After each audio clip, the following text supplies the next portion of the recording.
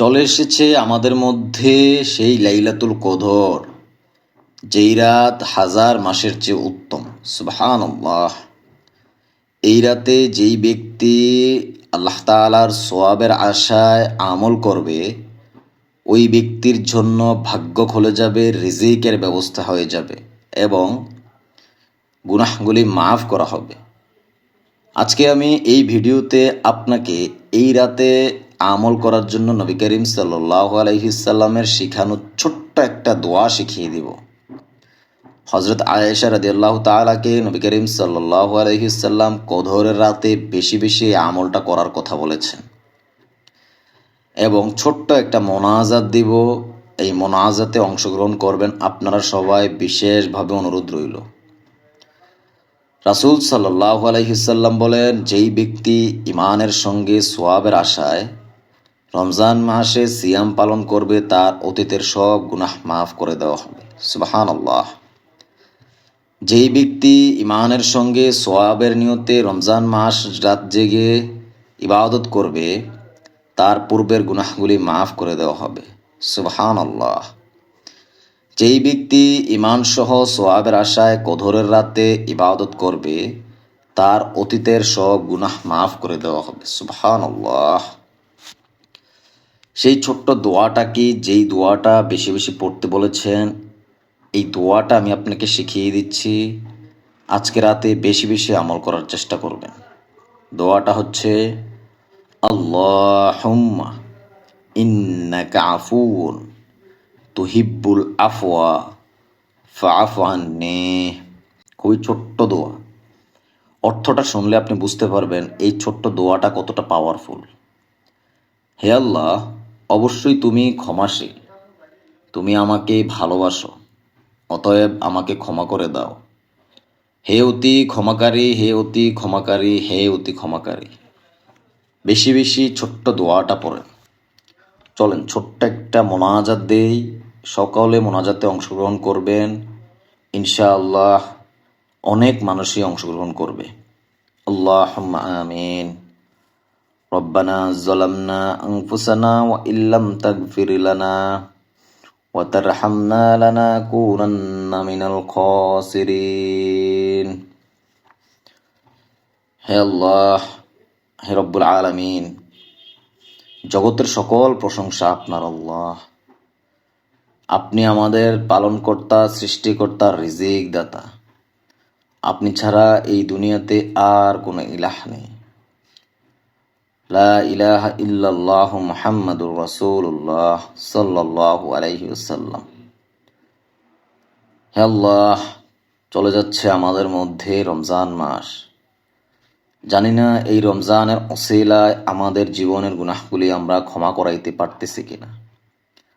রব্বুল আলামিন, হাদিসে এসেছে, নবী করিম সাল্লাল্লাহু আলাইহি সাল্লাম বলেছেন, ওই ব্যক্তি ধ্বংস হয়ে যাক যে রমজান মাস পাইল কিন্তু তার গুনাহগুলি ক্ষমা করাইতে পারল না। নাউজুবিল্লাহ। হে আল্লাহ, আমাদেরকে আপনি ওই কাতারে ফালাইয়েন না। রব্বুল আলামিন, আপনার সওয়াবের আশায় প্রত্যেকটা রোজা পালন করে যতটা সম্ভব চেষ্টা করেছি আমল করার জন্য। হে আল্লাহ, জানি না আপনি কোন আমলে খুশি হন, কিন্তু আমরা মনোযোগ সহকারে অন্তরের অন্তঃস্থল থেকে আপনার উপর বিশ্বাস স্থাপন করে আমল করে গিয়েছি। রব্বুল আলামিন, এই রমজানের ওসিলায় আপনি আমাদের জীবনের সমস্ত গুনাহগুলি মাফ করে দিন। হে আল্লাহ, পবিত্র কোরআনে সূরা বাকারাতে এসেছে, রমজান মাস, এই মাসে মানুষের দিশারি এবং সৎপথের সুস্পষ্ট নিদর্শন ও সত্যের পার্থক্যকারী রূপে কোরআন অবতীর্ণ হয়েছে। তোমাদের মধ্যে যারা এই মাস পাবে তারা যেন এই মাসে সিয়াম পালন করে। হে আল্লাহ, এই কোরআন অবতীর্ণের উসিলায় আপনি আমাদেরকে মাফ করে দিন। হে আল্লাহ, পবিত্র লাইলাতুল কদর রাত, বরকতের রাত এবং অসংখ্য নেয়ামতের রাত, হাজার মাসের চেয়ে উত্তম রাত, এই রাতের উসিলায় আপনি আমাদেরকে মাফ করে দিন। হে আল্লাহ, যারা বেকার আছে তাদেরকে চাকরির ব্যবস্থা করে দিন। যারা ব্যবসা করতেছে তাদেরকে ব্যবসার উন্নতি দান করিয়েন। হে আল্লাহ, যারা চাকরি করতেছে তাদের চাকরিতে বরকত দিয়ে দিয়ে রব্বুল আলামিন সবাইকে হালাল উপার্জন করার তৌফিক দান করে দিয়ে।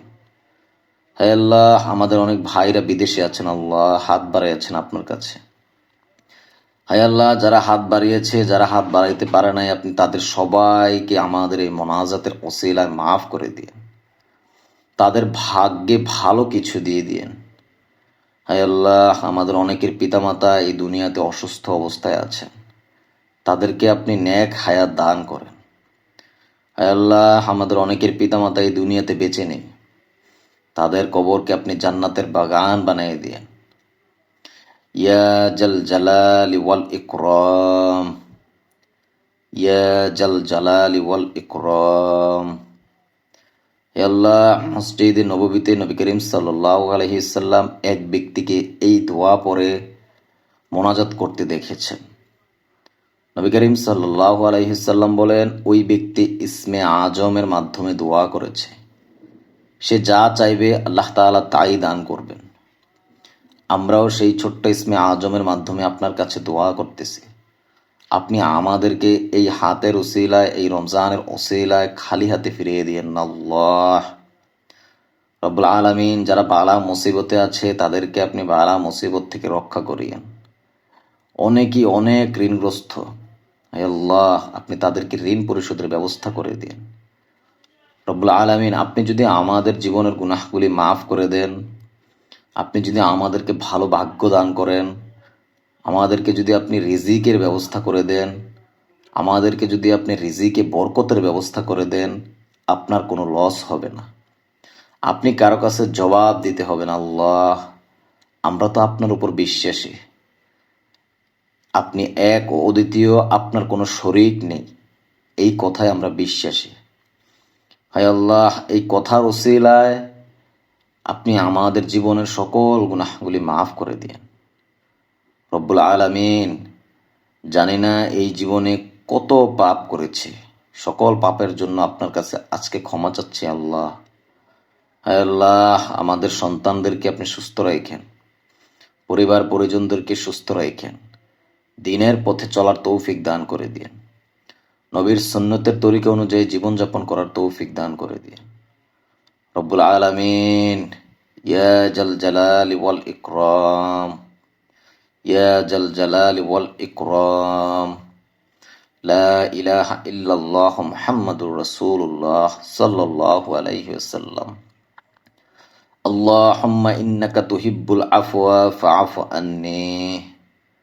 রব্বানা আতিনা ফিদ দুনিয়া হাসানাতাও ওয়া ফিল আখিরাতি হাসানাতাও ওয়া কিনা আযাবান নার। আল্লাহ, আপনি এক অদ্বিতীয় আল্লাহ, আপনার কোনো শরিক নেই, জগতের সকল প্রশংসা আপনার। আপনি আমাদের পালনকর্তার রিজিক দাতা। হায় আল্লাহ, আপনি আমাদের সব কিছুর মালিক। আমিন আমিন বিরহমাতিকা ইয়া আরহামার রাহিমিন। দয়া করে সবাই কমেন্ট বক্সে আমিন লিখে যাবেন এবং শেয়ার করে দেন, দিয়ে সবাইকে এই মোনাজাতে অংশগ্রহণ করার সুযোগ দেন এবং এই ছোট্ট দোয়াটা শিখার সুযোগ দেন। ইনশাআল্লাহ তাদের সমপরিমাণ সওয়াব আপনি পাবেন। ভালো থাকবেন, আজকের দোয়ায় আমাকে অবশ্যই রাখবেন।